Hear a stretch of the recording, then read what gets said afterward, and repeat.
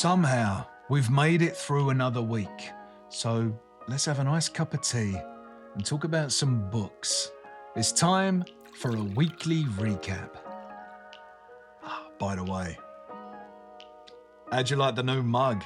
I've gone all in on the Lord of the Rings and all that kind of thing. You might even be able to see here in the background, I did complete the collection because the Silmarillion went on sale. It was like 70, I think it was either 75 or 80% off. The collector in me, it couldn't say no. You know, you see that kind of thing, and that's not every day, that kind of sale. You might also be able to see in the background there the color changing of the ring. That's like a little 3D light. It's a little bit blurred in the background. So that is officially now the Lord of the Rings shelf. And I think it looks really fantastic, but I'm also happy with this mug and I'm happy with this tea. Still got a sticker on the bottom. Anyway, books. So yeah, hey everyone, I hope you've had a really great week and that you're reading some great books. My reading week has been pretty damn good, baby. And in this video, I'm going to be talking about what I'm currently reading, what I've finished, and what I'm looking forward to reading. I'll tell you about some of the book battles that we've had over on the Discord and how they played out. I'm also going to talk about the game that I'm playing on the PS5 at the moment. I'm having a lot of fun with that.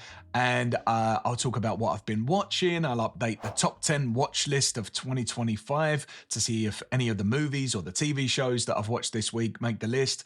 Yeah, we're going to be talking about a lot of stuff, but most importantly, we're going to be talking about books. Let's get started by talking about this big chunky bastard. It's The Count of Monte Cristo by Alexandre Dumas. This book, as you can see, it's a bit of a chonker, and after reading it for a week, I'm only about 20% in, but I still feel proud of myself. It's amazing to me how invested I've become in the character of Edmond Dantes and how important it is to me that he gets vengeance. There's one character in particular who really needs a good old-fashioned dry slap. You know what I mean? A lot of people told me that this book is a page-turner, and honestly, books written in the 1800s, to me, can sometimes have a dusty and antiquated style. It's technically brilliant, but narratively a bit slow. And with the word count of this book, it's just under 500,000 words. I was, I'll admit, a little bit nervous when I was starting out, but there was no need. There was never any need to feel nervous. Everybody was telling the truth. This is a page turner. I'm getting through it actually much faster than I thought I would. This book is a banger. This book is John Wick. I get genuinely excited every time I pick it up. I love Edmond Dantes, of course, but the character that I think I'm maybe most invested in at this point is the one that I mentioned a little bit earlier, and that is Danglars. Man, I hate this guy and I love to hate him. Enjoying it so far. About a fifth of the way in, and I don't think I'm going to finish this in the next week, but I hope that I'll finish it by the end of the month. I've got so much reading to do this month, you know. Now, I'm about to tell you the next book that I'm reading. Before I do, though, I want to say that I don't want you to get the wrong idea about this channel. You might be brand new. This might be the first time you've ever watched one of my videos. And if it is, then you might get the impression that I only read classics. Not true. I actually mostly read genre fiction, mostly horror, sci-fi, and fantasy is what I'm reading most of the time. But this month, the PBJ Book Club made the extraordinary decision that we would be reading together Persuasion by Jane Austen. So it's funny because this book was also written in the 1800s, and at first, the fears that I had going into The Count of Monte Cristo were actually realized here. The prose is much more flowery and poetic, and it took me a little while to get into the rhythm of Jane Austen's writing. I've read Pride and Prejudice, and I enjoyed it. I actually found Pride and Prejudice to be a lot more easily digestible. But I think that's because there's just much more dialogue to balance things out in Pride and Prejudice. With that said, though, once I got into this and became invested in Anne, the main character, and her situation that she finds herself in, something which, even though this was written a long time ago, I think it's going to be relatable to a lot of people. Maybe the idea of lost love and maybe trying to rekindle that flame. Is it even possible? Yeah, once I sort of got into the narrative, I started to like it a lot more. It's quite a short book.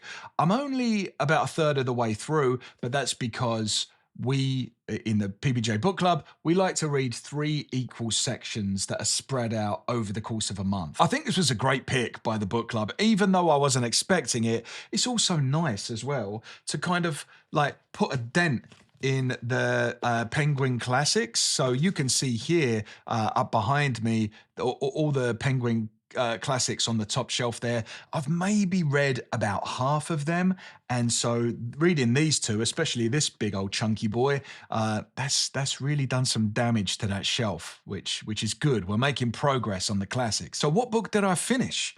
The book that I finished was World War Z by Max Brooks. This book is set about a decade after a zombie plague has broken out globally and humanity has fought back against this zombie encroachment, and they've survived. And now, in the wake of all of the horrors that everybody survived, an agent from the UN Post-War Commission is traveling the world collecting first-hand accounts from all of the survivors. Some of them are politicians that were making decisions on what to do in the early stages. Some of them are soldiers that had to fight in the war, obviously, doctors, and some of them are just regular civilians that were maybe children when the breakout happened.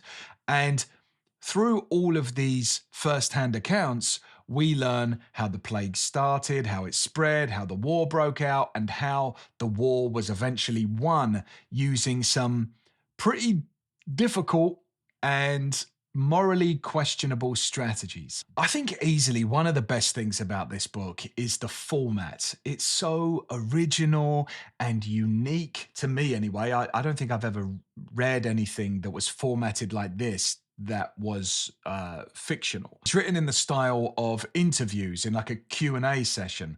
And while that might take a bit of getting used to at first, it did for me anyway, I think once you're invested, it really starts to feel like a real study of historical event, of a moment in history. I think it would be really easy to compare this to one of those World War II documentaries, you know, when you see the people who stormed the beaches of Normandy and they're sitting there being interviewed by a documentarian, or you know, survivors of different battles and events that were taking place, and as they all talk about their experiences and the horrors that they survived. It's that kind of thing, but put into a fictional war where zombies almost conquered humanity. I think you could think of this in terms of like a collection of short stories, but it's a little bit more than that. Each story feeds into the next, and the interviewer is slowly assembling like a full picture of the war that had a global scale. Like we're looking at all of the different continents, and we see soldiers that are holed up in famous buildings and landmarks across London. People are fighting in Africa, in Asia. Some chapters take place in urban environments and others in these chaotic battlefields in the United States. Each of the characters have a really distinct voice, and I think that came through even more clearly in the audiobook. I read some of this in the physical copy, obviously, but for the most part, I was leaning into the audiobook. I found that I was enjoying it a bit more. It's got a fantastic full cast. Martin Scorsese, Mark Hamill, Simon Pegg, John Turturro, just like all really great actors. The deeper I got into the book, the more I learned about the history of this fictional war, the technology that they were inventing and the strategies that they used, the more I got into it. And there were points during certain battles or, you know, just events where I was thinking, oh yeah, well, what they're going to need to do is like clean up the battlefield with a couple of the old Lobos, for this one. Lobos is a term that's only used in this book, but it became like second nature to me to think in those terms. So yeah, I thought it was really great. What I always like to do with each book that I finish is give it a little soundtrack or a little song equivalent. And so for this one, I'm actually going to say that the most fitting song, and it actually is featured in the book, and that's probably why it's in the back of my mind. It's Trooper by Iron Maiden. I love that song, by the way. I'm a big Iron Maiden fan. I've seen them live. I loved it. I grew up listening to that music constantly. I was a pretty angry little teenager, to be honest. I was just always blaring Iron Maiden into my ears. So a little bit of my backstory. he was an angry teenager. So what am I going to be reading next? On this month's TBR list, I've got way more chunky books than are usually on my TBR list. So it's going to take me a little bit of a time to get through them. Obviously, I'm going to continue to read The Count of Monte Cristo throughout the entire month. Hopefully, like I say, I will reach the finish line. I've never not reached and completed all of the books that are on my TBR list in a month. I actually don't know what I would do in that scenario, because we also have a bit of a competition where people can guess what I'm going to rate each of these books. And so what happens if I don't finish it? I think I will. I think that I will feel morally obligated to finish. So I'll just invest the extra time, even if I need to lose some sleep. A couple of extra books on my list. I still need to read Discovery, and I'm really looking forward to getting into this. I know I've been talking about it for a while. I think I'm going to start this one today. And actually, I think that if all goes well, I should probably finish this by next Sunday. So you should get a full review of this book by next Sunday. Really excited about this one. After that, I'll be picking up Boy's Life by Robert McCammon. Honestly, I think there's a real danger of this becoming one of my favorite reading months. Last month was a record-breaking month. So yeah, I've got to confess, I'm loving books right now. I love books. Did you know that? He was an angry teenager and he loves books. If you'd like to keep up to date with my reviews, then you can follow me on Goodreads, which has the same name as this channel, Paperback Journeys. It'll be linked in the description below. So yeah, let's talk about what I've been playing. I'm still playing God of War Ragnarok, and I don't see that changing anytime soon. I'm really enjoying it. I know I said this last week, but this game is just so beautiful to look at. Just gliding across the lake, father and son moments, discovering the new areas on the map, seeing all of the strange creatures that live in this magical world. For a fantasy fan like me, it's everything I could hope for. I love the little conversations that Kratos and Atreus have as you explore the map. It's so nice. All of the different combat styles that you can switch between depending on the enemy that you're facing off against. Very satisfying. The only other game that kind of matched that in terms of combat and the pleasure that I got between actually battling against enemies was Ghosts of Tsushima. It has that kind of gameplay to it. Also, one thing that I didn't mention last week about the game, and I forgot that I love this about the first game, is the puzzles, like figuring out how to navigate the map and unlock paths by opening secret passageways and using counterweights, solving these little problems. It's very rewarding, and I'm just having a great time with it. I would say God of War and God of War Ragnarok, I would put them in the category of, if you're into gaming, I would put them in the category of essential gaming. You really should be playing these games if you like gaming. So what have I been watching? I haven't really had any time to watch any TV shows, but I watched a movie called Friendship, starring Tim Robinson and Paul Rudd. I think most people are familiar with Paul Rudd, right? And Tim Robinson as well, but I think maybe Tim Robinson might be a little less mainstream. He has a show on Netflix called I Think You Should Leave, which is exactly my kind of humor. It's like cringe comedy, you know, when you have to sort of watch it behind you, sort of through your fingers, because oh man, that's so awkward. I love that kind of thing. It really, I don't know, it just makes me so happy. The problem is with that kind of comedy is that it's really strange. And so I find it difficult to recommend to people. I would never recommend this to anyone that I work with or anyone that I don't know really well, because I feel like it's too niche. It's too risky. Like if I told them to watch this, they might watch it and go, "Oh man, like he's actually a weirdo. He thinks this is funny somehow. This very unusual." It's almost a kind of anti-humor, which a lot of people just hate, but it makes me laugh. I can't control it. In this movie, Tim Robinson plays Craig. Craig is like this really painfully ordinary suburban man with no personality or stories, and he doesn't have any interests in anything. He's stuck in the middle of a failing marriage, but he doesn't seem to realize that he's in a failing marriage. It's just sort of happening in front of us, and he's completely oblivious to it. One day, a new neighbor moves in across the street. That's Paul Rudd's character. And he is the exact opposite of Craig. He's really charismatic. He's got a big group of friends. He's a weatherman on the local news station. He's the frontman of a band. And he's just got these really cool hobbies like collecting prehistoric weapons. And when Craig meets him, and Paul Rudd's just like really chill with him, you know, he's like, "Oh yeah, come in, have a couple of beers." Craig gets completely obsessed. I think this film is really funny in places. It's filled with that kind of the humor that I mentioned before, the secondhand embarrassment, which I just love. But I've got to say, although I was laughing, the story was just too messy.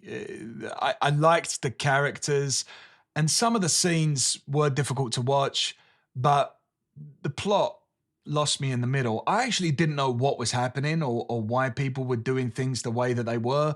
And so I got to say, like, I think as much as I kind of had a good time, I think I prefer Tim Robinson in sketch comedy rather than a full movie. Yeah, I mean, it just got to the point where if my wife walked in the middle of me watching this film and she asked what I was watching, I think I'd have to turn around and say, like, I'm sorry, but I don't know how to explain this to you.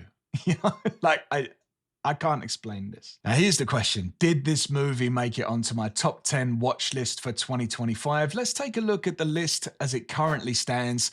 And you can see that in the number 10 spot, barely holding on, is A Real Pain, then American Fiction, The Last of Us, Predator, Killer of Killers, Anora, Warfare, White Lotus, Conclave, Sinners, and then the best thing I've watched so far this year is Adolescence. And so did Friendship break into the top 10 list? Unfortunately not. This week, no, it didn't happen, but I actually am hoping to go to the cinema or the movie theater today to see a film that I think might make it onto the top 10 list. We'll have to see. Also, we had some book battles on the Discord where we pit books and authors and series against each other and people vote for which one they prefer. This week, we had Song of Achilles versus Circe, so a bit of a Madeline Miller battle, and the winner of that battle was Song of Achilles with 58%. Then we had kind of like a genre or subgenre battle, vampire stories versus werewolf stories, and which did everyone prefer? Vampire stories with 90% of the vote there. So yeah, pretty overwhelming.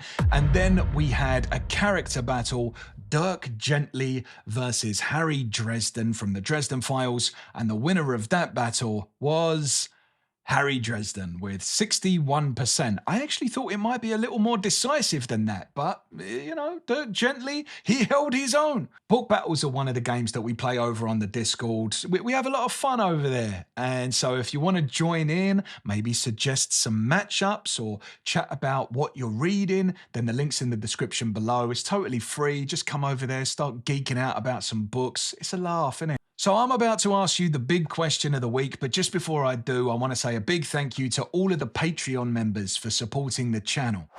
A big thank you to the cult members. A massive thank you to the named men. And an extra special thank you to the quartet. All of you make this channel possible, and I'm so glad that we get to build this reading community together. Seriously, thanks so much for being a part of it. So here's the big question of the week. Which fictional character would you most love to go on a road trip with, and where would you travel with them? You just design your own road trip with your best fictional friend. This week on the channel, I also released a video of my top 10 books of 2025 so far, little mid-year check-in. And so if you'd like to watch that, then you can click up here. Thanks so much for watching this video. I really appreciate it. And as always, happy reading.